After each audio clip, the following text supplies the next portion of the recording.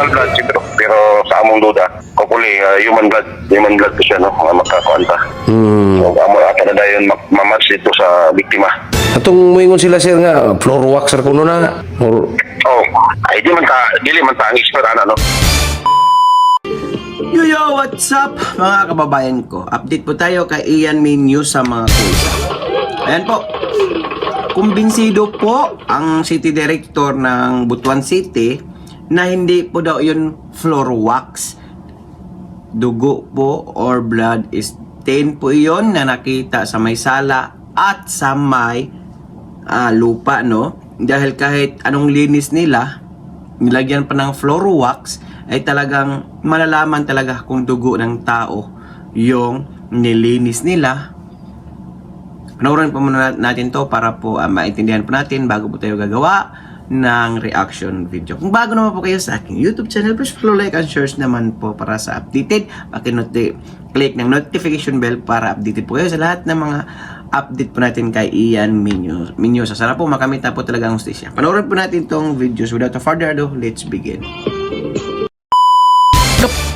nga pagkapula ikumpara sa floor wax nga wala na sa floor bisag sa silong gani sa panimalay na nakita nga lama sa dugo nga daw gituyo nga gilimpyuhan gyud pag-ayo ang panimalay pero lahi tong ilang gitumbok nga dugo kaysa ilang tanaw bisag floor waxan pag maayo bisag kawayan ang sahog nga gibutangag floor wax pero bisan pa man niini nilutaw gyud ang lama nga lahi ra gyud nga pagkapula ikumpara sa floor wax nga wala na sa floor bisag sa silong gani sa panimalay na nakita nga lama sa dugo nga mo'y gi-examine pa karon sa kapulisan.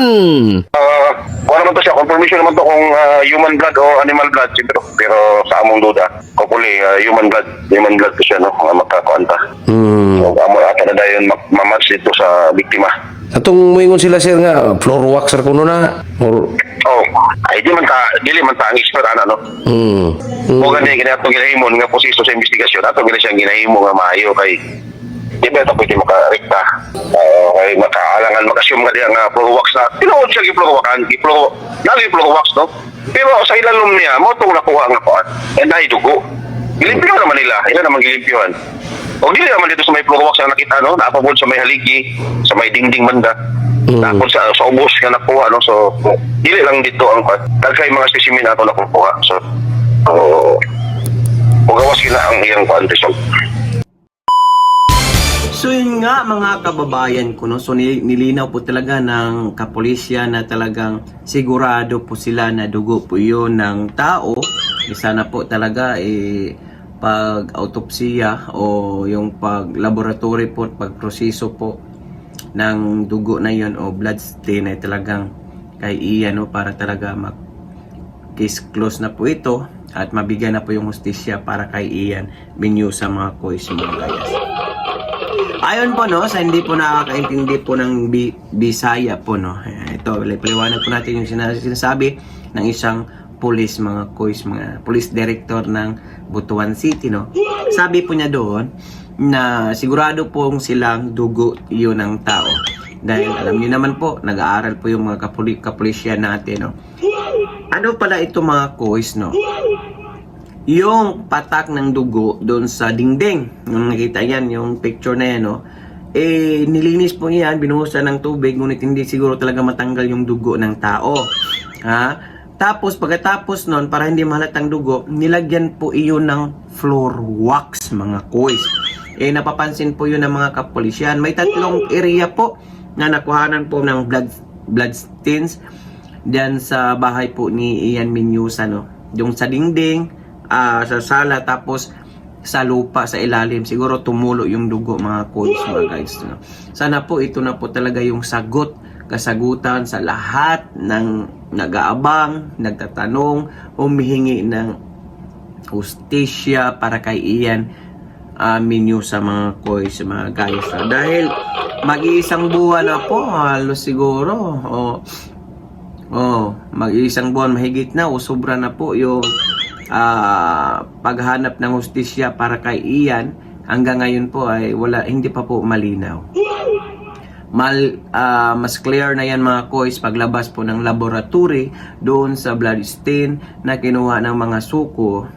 Doon po kiniskis po nila Kasi alam naman po natin may mga high-tech po tayong kagamitan ngayon, no?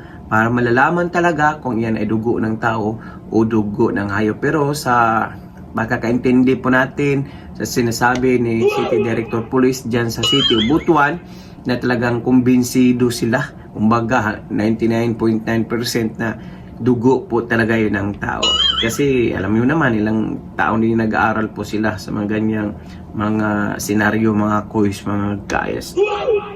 So today is Friday, no? Ngayon po ay isinalang po ng mga reporters yung magulang ni Ian Menyusa, dinala po sa Cagayan de Oro City, Mindanao pa rin yun, para po magpapasa ilalim ng lie detector or polygraph test, mga quiz, mga guys.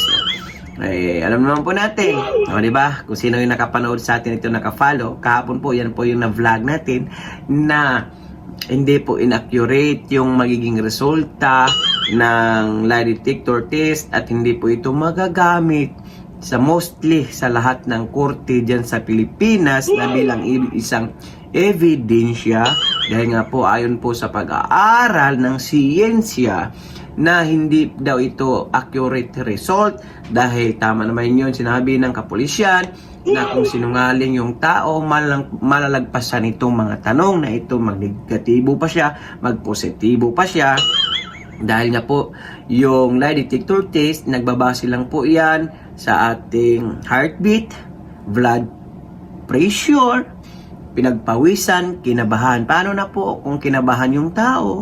So, positibo na agad. Paano po pag pinagpawisan yung tao? Positibo na agad. Kung sanay naman po yung tao sa pagsisinungaling, so walang matinong resulta. Kaya nga po, hindi po talaga admissible yan sa sa mga Korte Suprema o hindi po tinatanggap ng judge yan dahil alam po nila na hindi po inaccurate yung magiging resulta niyan yung lie detector or polygraph test, mga quiz, mga guys. Ang matino at malinaw po dito na resulta yung gagawin po ng mga suko dyan sa City of Butuan, kahit pa saan pong area, basta may laboratory, Davao man yan, Cagayan man yan, Butuan man yan, basta yan po yung accurate na resulta, legitimate na resulta, dahil yung dugo na yon susuriin yon, ikumpara yon na kung anong lalabas doon sa DNA test, sa dugo na yon, at yung una nilang inautopsy, yung katawan ni Ian, kung magkatugma po iyon, sigurado 100% miya bilmiya na malalaman na kung kaninong dugo iyon. Okay? Yan po yung accurate, legitimo na pagsusuri o laboratory.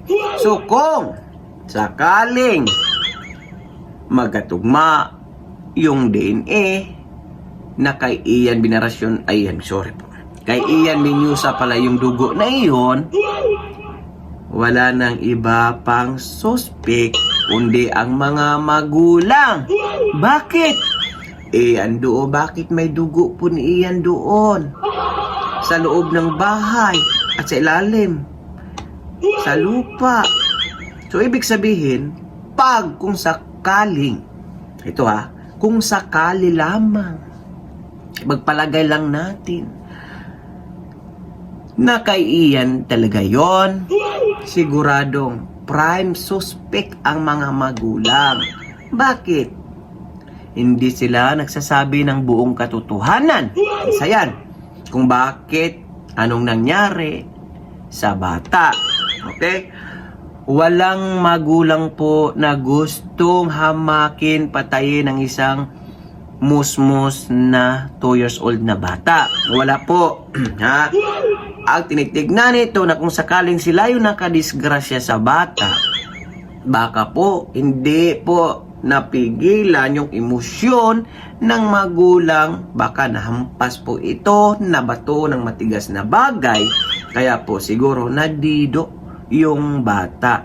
Dahil sa unang autopsiya sa katawan ni Ian Menyusa, nakitaan po ito ng matinding malakas sa pagpalo. Nakitaan po ito ng may matigas na bagay.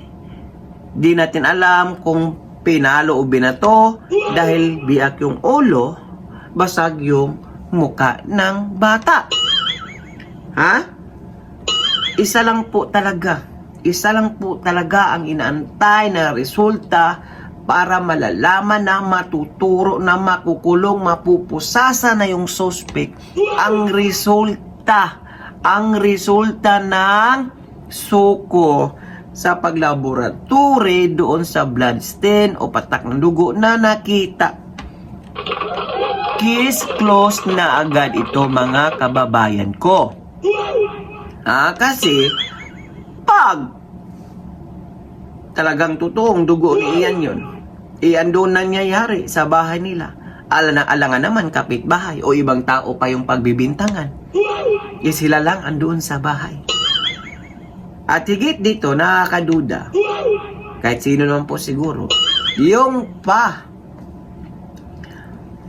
hindi po yung pabago-bago ang statement ng mga magulang sa interview ng reporter, ng mga kapulisyan, ng vlogger, hindi po consistent, mga kois, mga gayas. So napagdudahan na siya doon.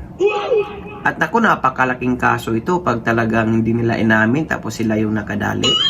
Kasi niluloko nila, tama po yung sinasabi ni Konsi Kanoy na parang niluluko na lang nila yung mga kapulisyan, yung mga barangay officials, mga kapitbahay, mga netizen sa paghahanap sa masukal na lugar na kung saan alam naman po nila kung ano pong nangyayari sa bata kung sakaling mapatunayan, ha?